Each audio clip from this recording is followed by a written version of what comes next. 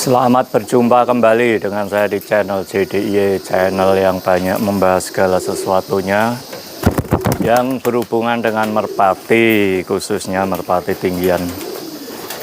Saat ini kita akan ngobrolin masalah aturan main ya, atau sistem lomba yang dipakai di Lapak Tomprang Panggung Karangwatu Muntilan. Ya, beberapa saat yang lalu ada yang menanyakan, Pak J, kalau di Panggung Karangwatu Muntilan itu gimana aturan mainnya kalau waktu lomba atau mungkin lamaran, tarungan, tomprang? Ya, jadi ikuti terus videonya supaya paling tidak ada gambaran. Oh, di Panggung Karangwatu Muntilan tuh selama ini kalau diadakan lomba atau tarungan, baik itu kopioan, lomba resmi, lomba utama, itu kira-kira menggunakan aturan main atau sistem seperti apa.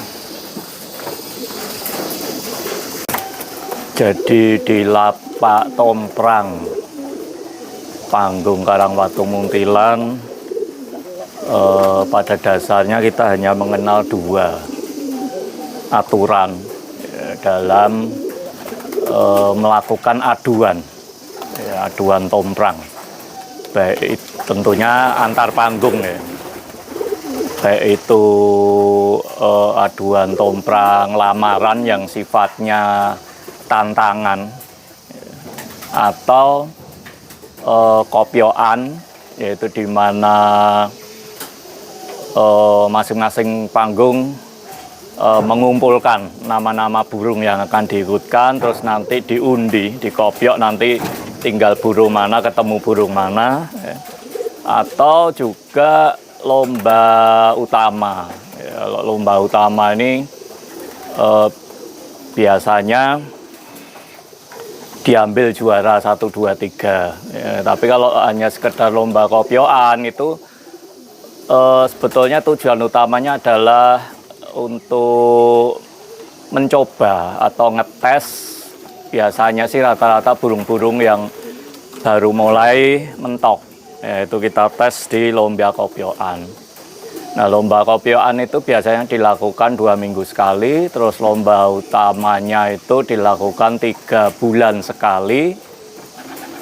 Terus lomba-lomba event khusus, nah itu tergantung kebutuhan. Misalkan lomba 17-an, ya itu kan berarti setahun sekali. Ya, terus juga mungkin bisa juga ada lomba-lomba event khusus yang diadakan oleh salah satu pemilik kandang atau pemilik panggung, misalkan hari ulang tahun ya, atau apa aja itu bisa dilakukan. Nah, secara aturan main kita hanya mengenal dua sebetulnya secara garis besar, yaitu yang disebut cul jadi. Satu disebut cul jadi, yang kedua adalah cul gandeng.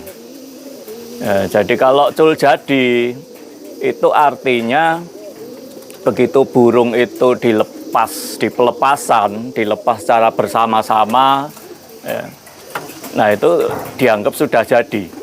Ya, walaupun nanti sampai di lapak itu ternyata tidak gandeng, ya, jadi ada satu yang tertinggal, ya, itu tetap dianggap jadi. Jadi burung mana yang datang duluan, tentunya dengan aturan ada minimal ketinggian, ya. Jadi burung mana yang datang duluan, yaitu dinyatakan sebagai pemenang, ya. Itu yang namanya cul jadi. Jadi tidak ada aturan burung harus datang secara bersama-sama atau gandeng. Itu cul jadi. Sedangkan kalau cul gandeng itu berarti burung wajib datang itu secara bersamaan gandeng. Atau bisa juga nggak harus gandeng rapet, ya misalkan depan belakang dengan jarak yang tidak jauh atau dalam satu pantauan itu terlihat burung itu datang bersama. Misalkan depan belakang atau kiri kanan, nah itu dianggap jadi, ya, dianggap gandeng. Nah itu yang disebut dengan aturan cul gandeng. Nah tentunya kedua sistem ini ya cul jadi dan cul gandeng ini pasti ada plus minusnya. Nah plus minusnya seperti apa? Saya akan coba sampaikan tentunya berdasarkan pemahaman saya, ya berdasarkan pemikiran saya. Ya silahkan disimak terus.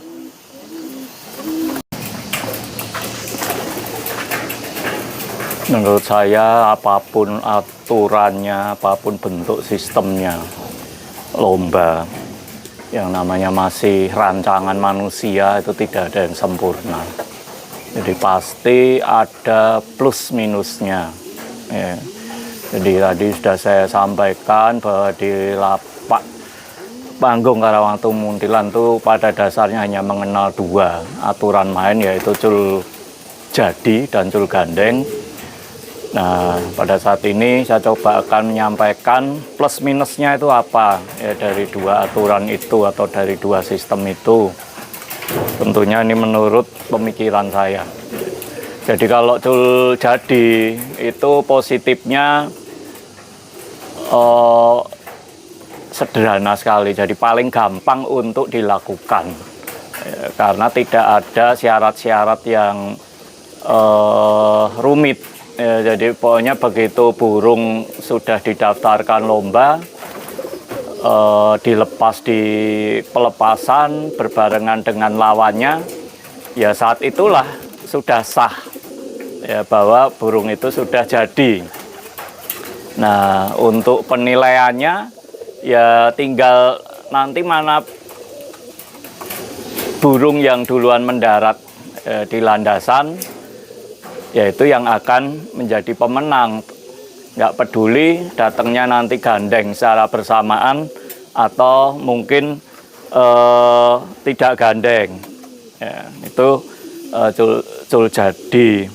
Nah, positifnya itu ya jadi simple dan setiap dilakukan lomba menggunakan sistem cul jadi itu berarti kan lebih banyak jadinya dan cepat selesai karena burung tidak harus gandeng ya, dan setiap pasangan-pasangan aduan merpati yang diadu itu bisa dibilang 99,9% pasti akan muncul pemenangnya.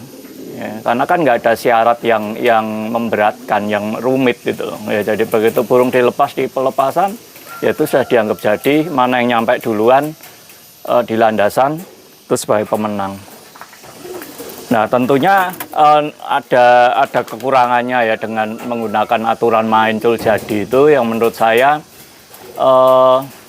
kalau kita hanya berpikiran pengen menang saja ya, tanpa memperdulikan kualitas burung yang dimana kita itu bermain merpati tinggian yang secara otomatis seharusnya kan burung itu benar-benar burung yang datangnya full tinggi, halus ya.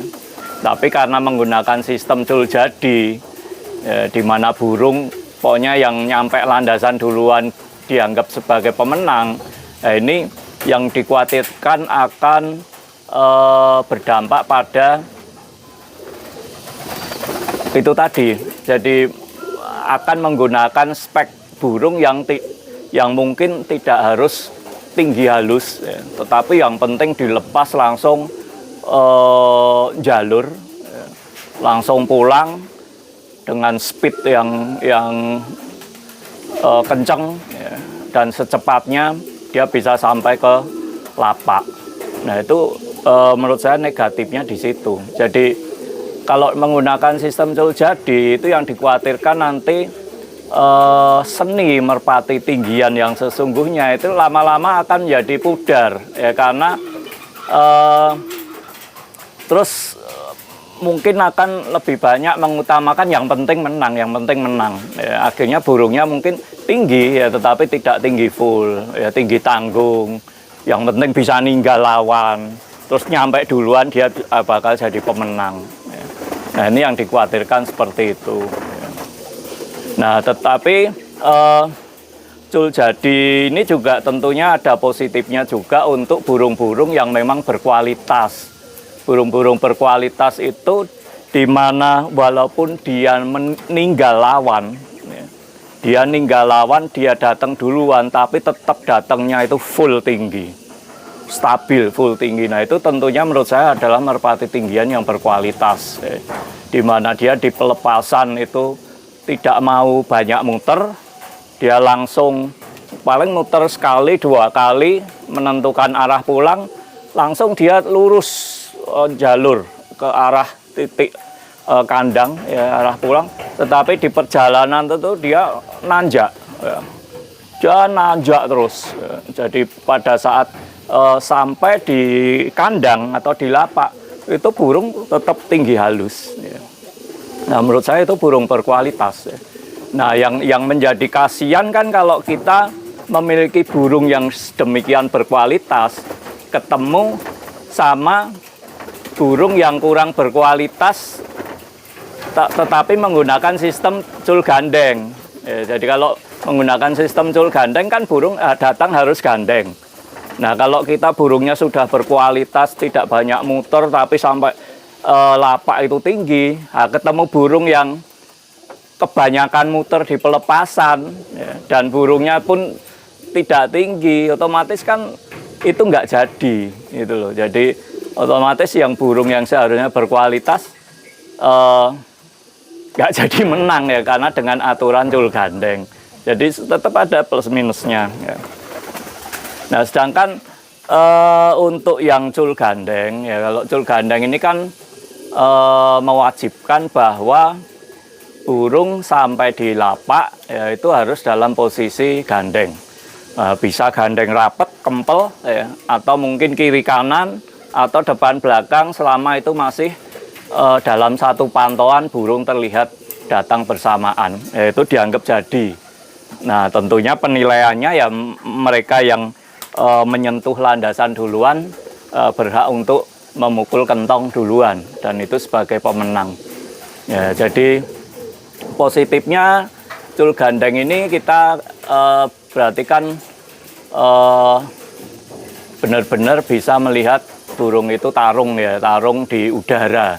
Jadi bukan terbang individu ya, tapi mereka benar-benar tarung di udara dan adu speed pada saat turun. Karena kalau di panggung Karangtumung Tilan ini kan tiap kandang kan jaraknya berjauhan. Ya. Jadi begitu posisi datang di tengah ya, full tinggi, turun bareng ini sudah tidak saling mengganggu. Ya, karena mereka memiliki tujuan yang berbeda. Misalkan satu ke kandang sisi selatan, satu ke kandang sisi utara, dan ini benar-benar berarti adu speed, ya, adu speed, adu kualitas bagaimana merpati itu mendarat di landasan.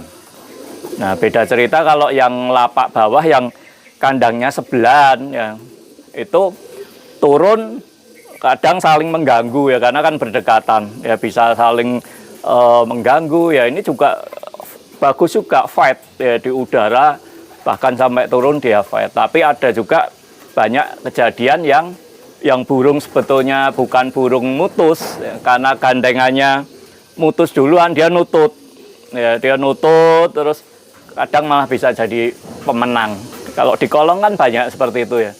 Jadi burung yang sudah turun duluan bahkan sudah dapat setengah bisa kesusul yang belakang ya. Jadi kalau di lapak Karangwatu yang kandangnya jaraknya berjauhan ya itu benar-benar begitu sudah turun itu udah individu ya, karena misah ya, benar-benar misah Nah, disitulah benar-benar adu speed, ya, adu speed turun, adu kualitas.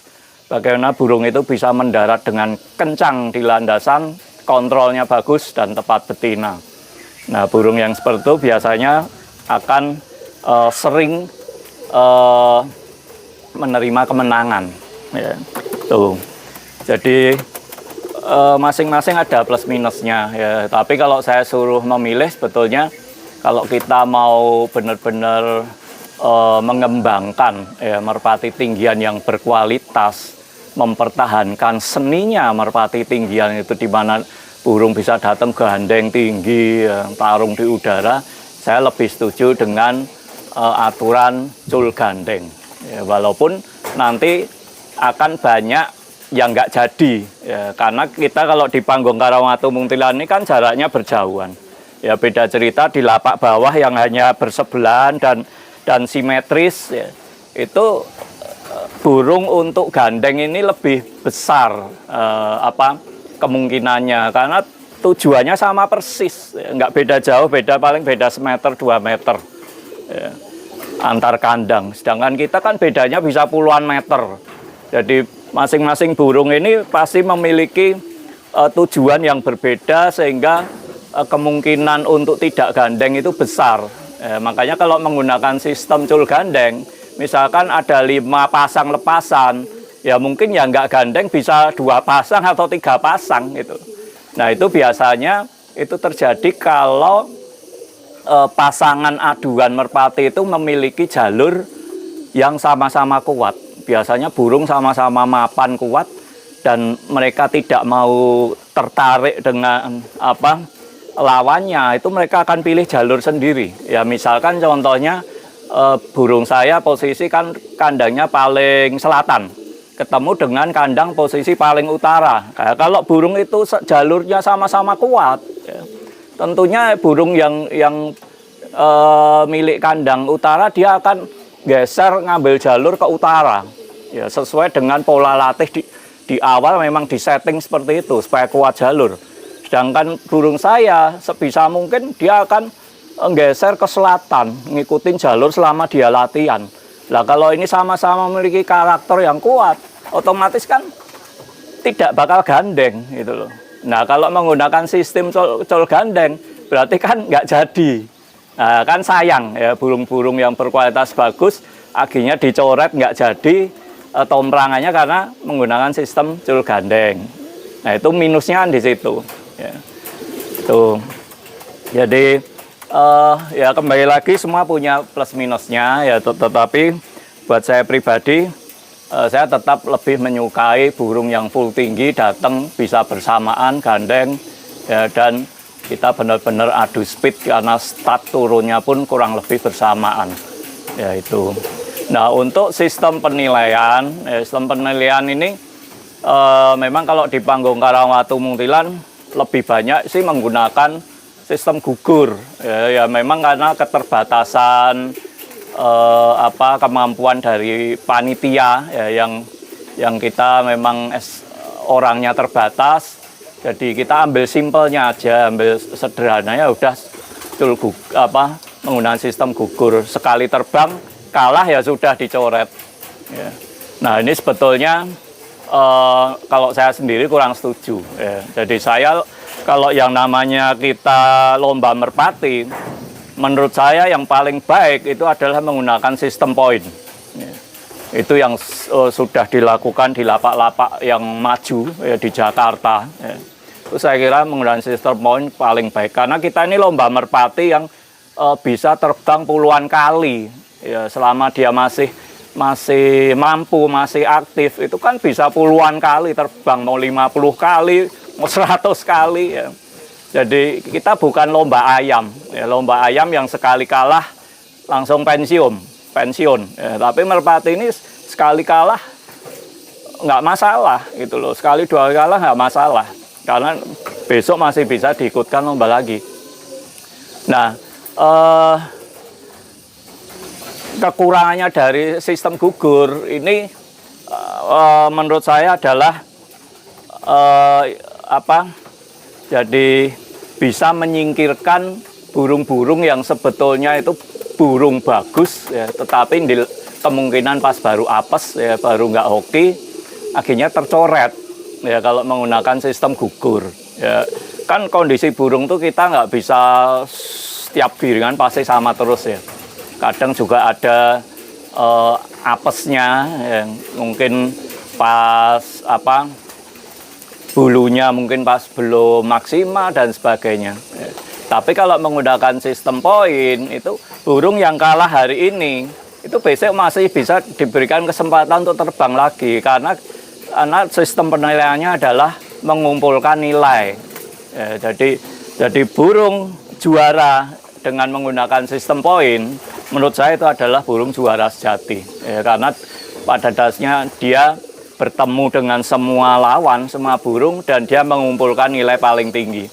Nah, untuk masalah nilai dalam sistem poin itu sebetulnya tergantung kesepakatan. Ya, misalkan datang gandeng tinggi, ya, datang gandeng tinggi dan dia menang, misalkan poinnya 3. Terus misalkan tidak gandeng, dia ninggal tapi tinggi, ya, dia nyampe duluan, misalkan dapat poinnya 2. Ya. Misalkan datang gandeng tapi tidak tinggi dan menang, misalkan dapat poinnya 1. Jadi poin yang paling besar, pengumpulan poin yang besar itu sebagai juara. Itu saya kira adalah burung yang memang layak disebut sebagai juara sejati. Ya, tapi kalau menggunakan sistem gugur ini, ya untung-untungan kadang. Ya, jadi kadang ada burung yang hanya ikut pas lomba itu aja. Ya, baru muncul sekali pas lomba itu, kebetulan dia menjadi juara ya, karena kebetulan mungkin lawan-lawannya baru pas tidak kondisi ya, atau mungkin pas ketemu lawan-lawannya yang memang tidak baik ya. Tapi kalau menggunakan sistem poin ini kan memang kadang tidak selesai dalam satu giringan ya, bisa 2 giringan ya, tetapi pasti akan memunculkan juara sejati yang terbaik ya. Jadi tidak hanya masalah kualitas burungnya, tapi juga kita menguji kualitas manajemen dari perawatnya. Bagaimana dia bisa mempersiapkan merpati itu hari ini giring, berikutnya harus burung itu giring dengan waktu yang tepat untuk meneruskan sisa lomba di sistem poin. Ya. Tuh ya, cuman kembali lagi karena saya di panggung Karangwatu Muntilan ini bisa dibilang hanya sebagai tamu. Ya, jadi saya hanya mengikuti apapun yang dilakukan ya, apapun yang aturan main atau sistem yang dipakai di sana ya saya ngikut aja ya. Cuman repotnya kalau aturannya itu sering berubah ya, aturannya sering berubah-ubah. Nah, itu kita yang pusing ya, pusing karena itu akan berpengaruh sekali dengan bagaimana kita harus mempersiapkan spek burung untuk bertarung di sana ya, kalau aturannya berubah-ubah. Satu itu, yang kedua tentunya akan berpengaruh di pola latih ya, karena aturan lomba yang mewajibkan gandeng dan aturan lomba yang tidak mewajibkan gandeng itu pola latih awalnya akan berbeda gitu loh. Makanya kalau aturannya berubah-ubah kita repot ya, repot menentukan kualitas burung yang cocok untuk di lapak sana itu seperti apa ya. Oke, itu aja saya kira video kali ini sekedar gambaran aja ya, gambaran bagaimana lomba di panggung Karangwatu Muntilan itu dilakukan. Ya, harapan saya ke depannya bisa lebih dikelola lebih profesional ya, dan tentunya harus didukung dengan semua panggung ya, jangan sampai setiap lomba kok yang muncul cuman panggung-panggung itu aja. Kita ada 7 panggung aktif ya, tapi yang paling konsisten ya, siap sedia, bahkan kalau perlu setiap minggu ya, ada burung yang siap diadu itu bukannya sombong, hanya panggung punya saya ya, panggung Kuning Mataram ya. Terus disusul juga ada panggung biru, panggung merah, itu cukup konsisten juga, mereka biasanya ada player-player yang siap. Nah, saya juga bingung panggung yang lainnya ini pada kemana merpatinya itu loh ya, kok setiap lomba lebih sering nggak muncul ya merpatinya ya. Saya kira itu aja video kali ini. Jika ada salah kata mohon maaf.